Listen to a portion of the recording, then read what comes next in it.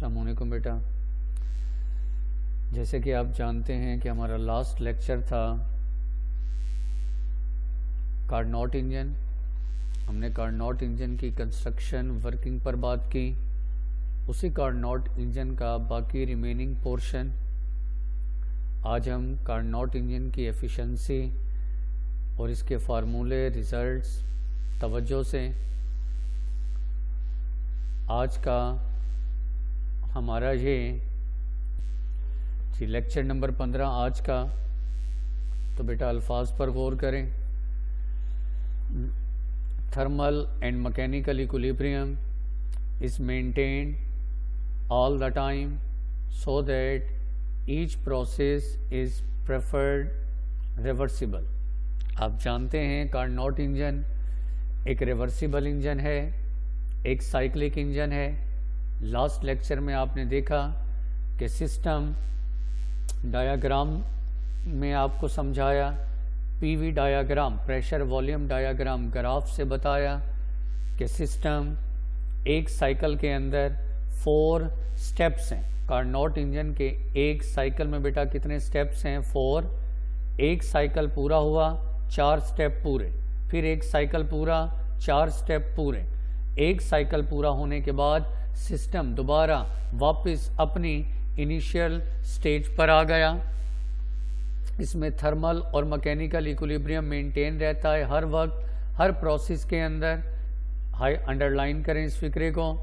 Working substance returns to initial state के Carnot engine cyclic है, reversible है। एक साइकिल में 4 स्टेप थे, 4 स्टेप पूरे होने के बाद सिस्टम दोबारा वापस आया इनिशियल स्टेज पर। अब इनिशियल स्टेज पर आने का मतलब है जो टेम्परेचर पहले था वही टेम्परेचर बाद में। तो जब टेम्परेचर वही है तो इसका मतलब है इंटरनल एनर्जी भी वही, क्योंकि आपको याद होगा इंटरनल एनर्जी डिपेंड करती है टेम्परेचर पर। तवज्जो करें, कार्नोट पहली सीखने वाली बात, कार्नोट इंजन रिवर्सिबल इंजन है। जी बेटा आप जानते हैं इंटरनल एनर्जी डिपेंड करता है टेम्परेचर पर, क्योंकि ये साइक्लिक रिवर्सिबल इंजन है। एक साइकिल के बाद सिस्टम इनिशियल स्टेज पर आ जाता है, जो टेम्परेचर पहले वही बाद में। जब टेम्परेचर में कोई चेंज नहीं, हाईलाइट कर लें पहली कीमती बात, there is no change in internal energy. Internal energy में कोई चेंज नहीं, ब्लॉक करें डेल्टा U 0। बात क्लियर हो गई। देखें कार्नोट इंजन रिवर्सिबल इंजन है, साइक्लिक इंजन है। एक साइकिल पूरा होने के बाद सिस्टम दोबारा अंडरलाइन कर लें इनिशियल स्टेज पर आ गया, जो टेम्परेचर पहले वही बाद में। Temperature constant, internal energy depend करती है टेम्परेचर पर। जब temperature constant, internal energy constant, highlight करें no change in internal energy. Internal energy में कोई चेंज नहीं, डेल्टा U 0। पहली कीमती बात। अब दूसरी, the net work done, highlight करें net work done during 1 cycle equal to the area. Net work done, Carnot engine ने एक पूरे साइकिल में कितना वर्क किया, टोटल वर्क बराबर है एरिया के।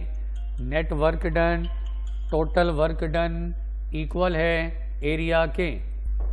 जी बेटा तो आपने हाईलाइट किया पूरे एक साइकिल में जो नेट वर्क डन है वो इक्वल है एरिया के, और एरिया आपको ABCDA PV डायाग्राम से मिलेगा। यहाँ गौर करें दोबारा, ये देख रहे हैं ABCDA, ये प्रेशर वॉल्यूम, ये ग्राफ देख रहे हैं। इस पूरे ग्राफ के अंदर ये अंदर वाला, ये वाला जो एरिया है, ये टोटल ABCDA इस कर्व के अंदर वाला ये टोटल एरिया इक्वल है किसके? नेटवर्क डन के। तो यही बात यहाँ मेंशन आपको बताई, नेटवर्क डन इक्वल है एरिया के। एरिया किसका? PV डायाग्राम के इस बात का। फिर लिखता है इट कैन बी एस्टिमेटेड, तीसरी बात हाईलाइट करें, net heat delta Q absorbed इन 1 साइकिल। पूरे एक साइकिल के अंदर जो नेट हीट है डेल्टा Q, जो नेट हीट पूरे एक साइकिल के अंदर है, ब्लॉक करें डेल्टा Q इक्वल है Q1 माइनस Q2।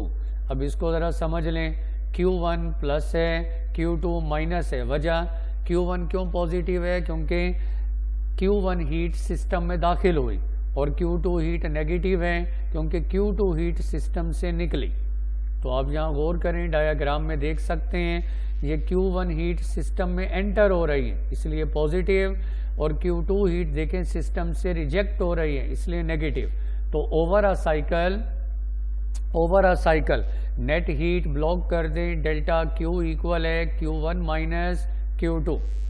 तो आपके सामने तीन बातें बेटा आपने याद रखनी है। पहली बात कार्नोट इंजन रिवर्सिबल है, साइक्लिक है, सिस्टम रिटर्न वापस आता है इनिशियल स्टेज पर, जो टेम्परेचर पहले वही बाद में, temperature same, internal energy same, internal energy में no change, delta U 0।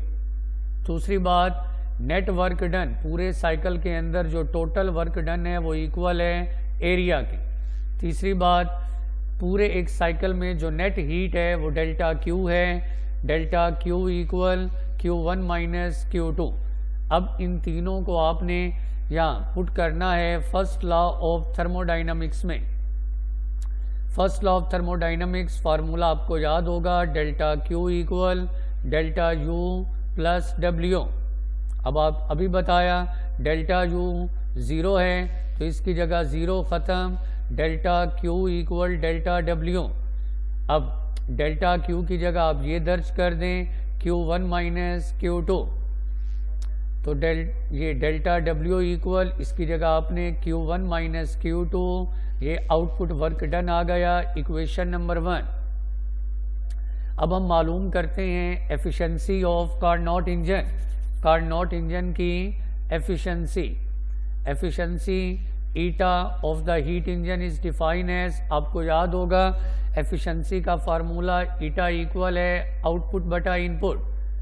Input वो है जो आपने इंजन को दिया, आउटपुट वो है जो आपने इंजन से लिया। तो एफिशिएंसी का फार्मूला है आउटपुट बटा इनपुट, आउटपुट बटा इनपुट। आउटपुट यानी वर्क, इनपुट यानी एनर्जी, वर्क बटा एनर्जी। अब वर्क की जगह आप ये लिख दें, ये अभी equation number 1 Q1 minus Q2, ये वर्क की जगह, और इनपुट जो आपने इंजन को दिया था Q1। स्टेप नंबर 1 में आपने जो इंजन को हीट दी थी, इंजन ने हीट को एब्जॉर्ब किया, वो है Q1। आउटपुट है वर्क, वर्क की जगह लिखा Q1 माइनस Q2 इक्वेशन 1 से। इनपुट एनर्जी Q1, इसे अलग Q1 को अलग अलग डिवाइड कर दें, अलग अलग Q1 बाय Q1 कैंसल, 1 आ गया, फिर माइनस Q2 बाय Q1। तो एफिशिएंसी का पहला फार्मूला ईटा, एफिशिएंसी का symbol eta equal 1 minus Q2 by Q1 equation 2। ये पहला फार्मूला ब्लॉक करें कार्नोट इंजन की एफिशिएंसी का in terms of heat. Efficiency का पहला फार्मूला, इस पहले फार्मूले के बाद, एफिशिएंसी के इस पहले फार्मूले के बाद हाईलाइट करें as energy transfer in isothermal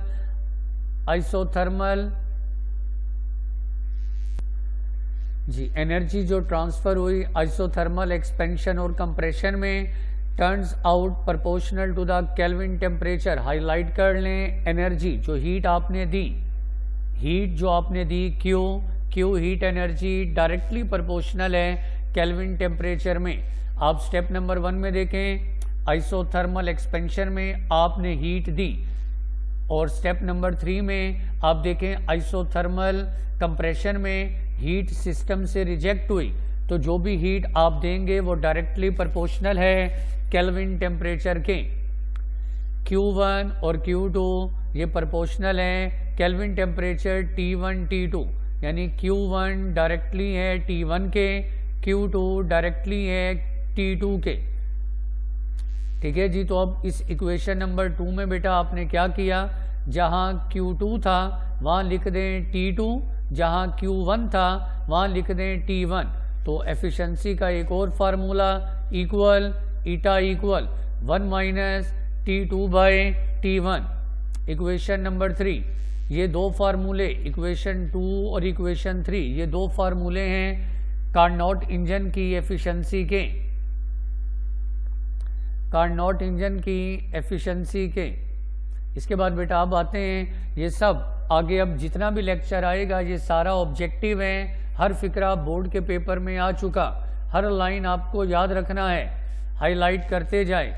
the efficiency is usually taken in percentage.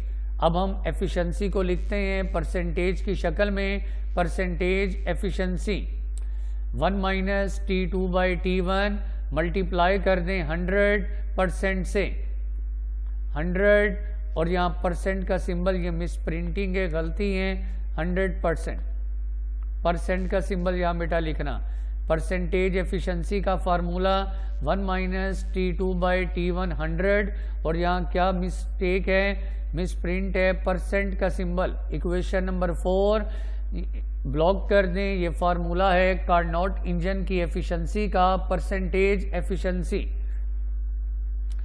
उसके बाद हाईलाइट करते जाएं, एफिशिएंसी ऑफ पहली कीमती ऑब्जेक्टिव हाईलाइट करें, ये सब बोर्ड में आ चुकी हैं। The efficiency of Carnot engine depends on the temperature of hot and cold reservoir. पहली बात, कार्नोट इंजन की एफिशिएंसी बेटा डिपेंड करती है किस पर, हॉट और कोल्ड रेजरवायर के टेम्परेचर पर। एफिशिएंसी डिपेंड करती है किस पर, हॉट एंड कोल्ड रेजरवायर के टेम्परेचर पर। हॉट रेजरवायर का टेम्परेचर T1, कोल्ड रेजरवायर का टेम्परेचर T2। इक्वेशन 4 फार्मूले में आप देख सकते हैं, एफिशिएंसी डिपेंड करती है T1 और T2। T1 क्या है, टेम्परेचर है हॉट रेजरवायर का, T2 टेम्परेचर है कोल्ड रेजरवायर का। तो पहली ऑब्जेक्टिव रिजल्ट है, हेडिंग दे रिजल्ट की। पहला रिजल्ट, पहली बात, कार्नोट इंजन की एफिशिएंसी डिपेंड करती है temperature of hot and cold reservoir T1 और T2 पर। नेक्स्ट हाईलाइट करें, it is independent of the nature of the working substance. Carnot engine की एफिशिएंसी इंडिपेंडेंट है nature of the working substance. Carnot engine की efficiency nature पर depend नहीं करती, nature से इंडिपेंडेंट है। यानी यूं समझें कि कार्नोट इंजन के एक साइकिल में 4 स्टेप थे ना, 4 स्टेजेस मराहिल थे। अगर 4 के बजाय 8 होते तब भी एफिशिएंसी यही रहती। एफिशिएंसी कभी भी वर्किंग सब्सटेंस पर डिपेंड नहीं करती। कार्नोट इंजन की एफिशिएंसी इंडिपेंडेंट है nature of the working substance. एक और हाईलाइट, बार बार आने वाली objective, larger the temperature difference, block करें, टेम्परेचर डिफरेंस ऑफ 2 रेजरवायर। जितना 2 टेम्परेचर के दरमियान डिफरेंस ज्यादा होगा, ग्रेटर द एफिशिएंसी, उतनी एफिशिएंसी ज्यादा।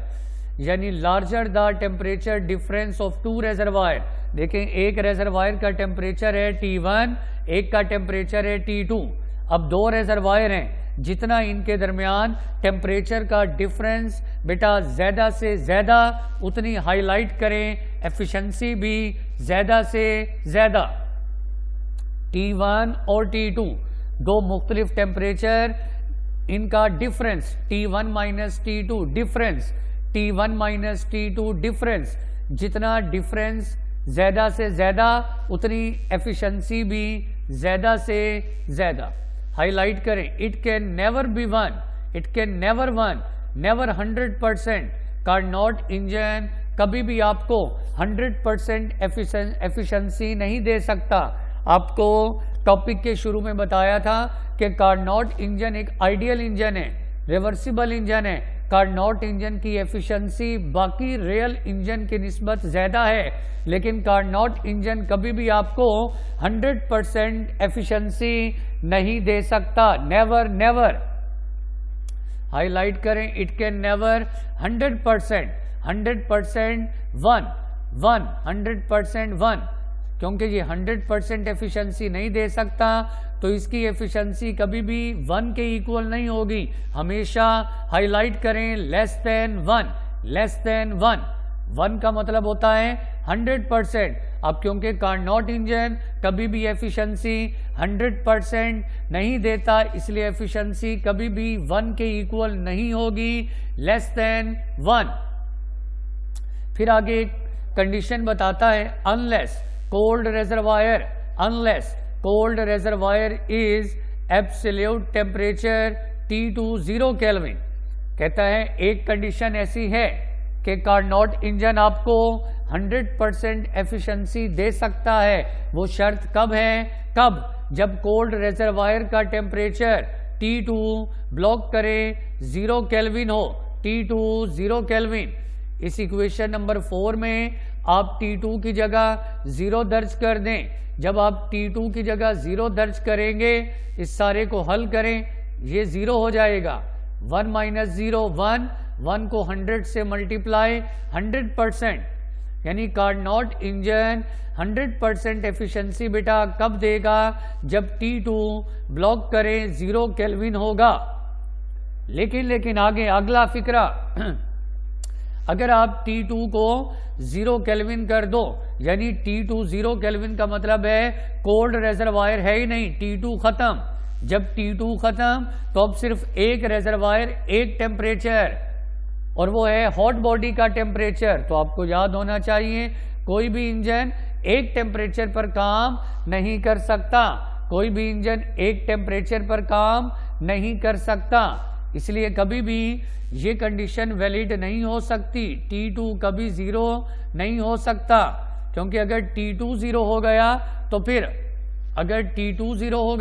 तो फिर एक टेम्परेचर रह जाएगा। और सेकेंड लॉ ऑफ थर्मोडायनामिक्स में आपने सुना, लॉर्ड केल्विन ने वाज़े कहा कि ये नामुमकिन है, कोई भी इंजन कभी भी एक टेम्परेचर पर काम नहीं कर सकता।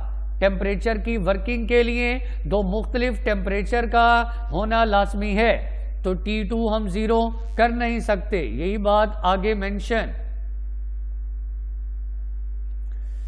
यही बात आगे such a reservoir are not available, T2 0 हो नहीं सकता। एंड हेंस हाईलाइट कर लें, मैक्सिमम एफिशिएंसी ऑलवेज ब्लॉक करें लेस देन 1, क्योंकि T2 हम कभी भी 0 कर नहीं सकते, इसलिए एफिशिएंसी कभी भी 100% बेटा नहीं होगी। मैक्सिमम एफिशिएंसी कार्नोट इंजन की हमेशा लेस देन 1। जी बेटा, अब आते हैं नेक्स्ट ऑब्जेक्टिव की जानिब। इन मोस्ट प्रैक्टिकल केसेस में द कोल्ड रिजर्वायर हाईलाइट करें नियर टू रूम टेम्परेचर। ये जो हमारा कोल्ड रिजर्वायर है, जिसको हम सिंक कहते हैं, प्रैक्टिकली कोल्ड रिजर्वायर सिंक क्या है, हाईलाइट करें room temperature. Cold reservoir sink को हमने रिप्रेजेंट किया, डिनोट किया रूम टेम्परेचर से। So efficiency can only be increase by raising the temperature of hot reservoir. Highlight कर लें बेटा, आप रूम के टेम्परेचर को तो बदल नहीं सकते। यहाँ गौर करें, इस फार्मूले में एफिशिएंसी डिपेंड करता है दो टेम्परेचर पर, एक T1 और एक T2। अब ये जो T2 है, ये कोल्ड रिजर्वायर का टेम्परेचर है, ये आपका T2 रूम टेम्परेचर है। अब T2 को तो आप बदल नहीं सकते, कमरे का तो वही टेम्परेचर रहना है, तो इसका मतलब है T2 कांस्टेंट हो गया। तो एफिशिएंसी दर हकीकत अब डिपेंड करती है किस पर, T1 पर। T1 हॉट बॉडी का, हॉट रिजर्वायर का टेम्परेचर, सोर्स का टेम्परेचर T1।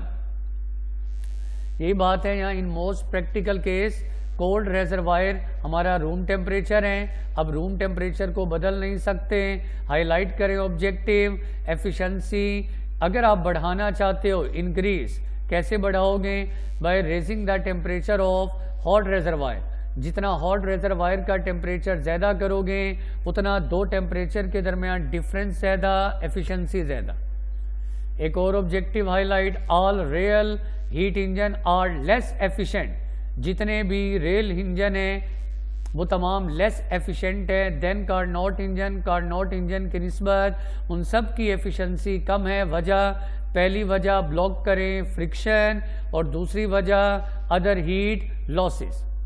कार्नोट इंजन के निस्बत बाकी जितने भी इंजन हैं उन सब की एफिशिएंसी लेस है, कम है। वजह, क्योंकि बाकी तमाम इंजन में फ्रिक्शन है और हीट लॉसेस हैं, फ्रिक्शन और हीट लॉसेस की वजह से बाकी तमाम रियल हीट इंजन की एफिशिएंसी कम है और कार्नोट इंजन की एफिशिएंसी ज़्यादा, मैक्सिमम। इसके बाद बेटा आप हेडिंग देंगे, इसके बाद आप हेडिंग दें कार्नोट थ्योरम, हेडिंग देंगे कार्नोट थ्योरम, अलग से शॉर्ट भी आएगा Carnot theorem. The Carnot cycle establish an upper limit of the efficiency of all heat engine। कहते हैं कार्नोट साइकिल, कार्नोट इंजन जो एफिशिएंसी देता है बाकी इंजन की निस्बत upper limit, maximum efficiency. Highlight करें no practical heat engine can perfectly reversible, highlight कर लें कोई भी practical heat engine perfectly reversible नहीं है। Also energy dissipation is inevitable, तो जो एनर्जी ज़ाया हो गई वो दोबारा हासिल नहीं हो सकती। दिस फैक्ट इज स्टेट है इन कार्नोट थ्योरम।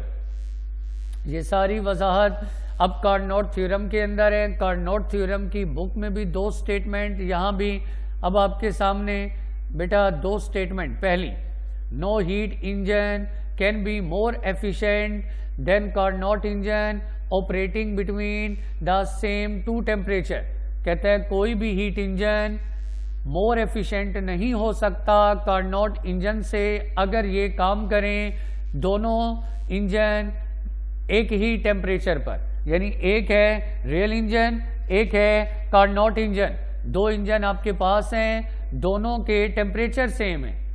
कार्नोट का भी फर्ज करो T1 है 1000, T2 है 500, और रियल इंजन का भी T1 है 1000, T2 है 500।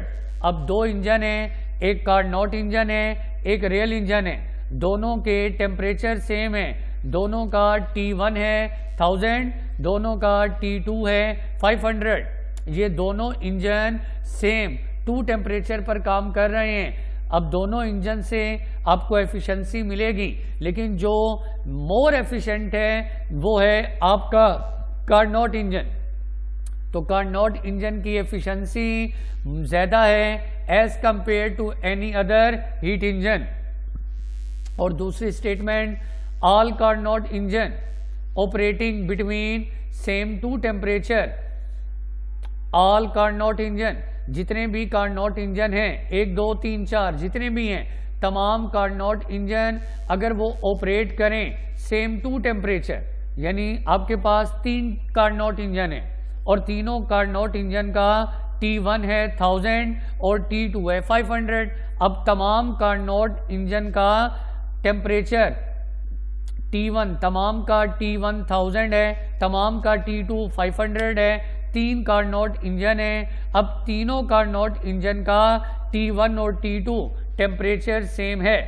ऑल कार्नोट इंजन जो ऑपरेट करते हैं सेम टू, दो टेम्परेचर पर, हैव सेम एफिशिएंसी। तो तमाम कार्नोट इंजन की, क्योंकि T1 और T2 टेम्परेचर सेम, तो तमाम की एफिशिएंसी भी सेम होगी irrespective the nature of working substance, क्योंकि तमाम कार्नोट इंजन की एफिशिएंसी कभी भी वर्किंग सेप्स्टान पर डिपेंड नहीं करती, एफिशिएंसी डिपेंड करती है T1 और T2 पर।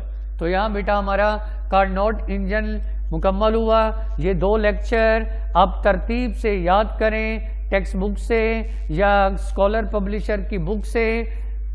ये 2 लेक्चर मिलाएं तो अब आपका लॉन्ग क्वेश्चन मुकम्मल, Carnot engine, Carnot theorem. Thank you very much. Allah Hafiz.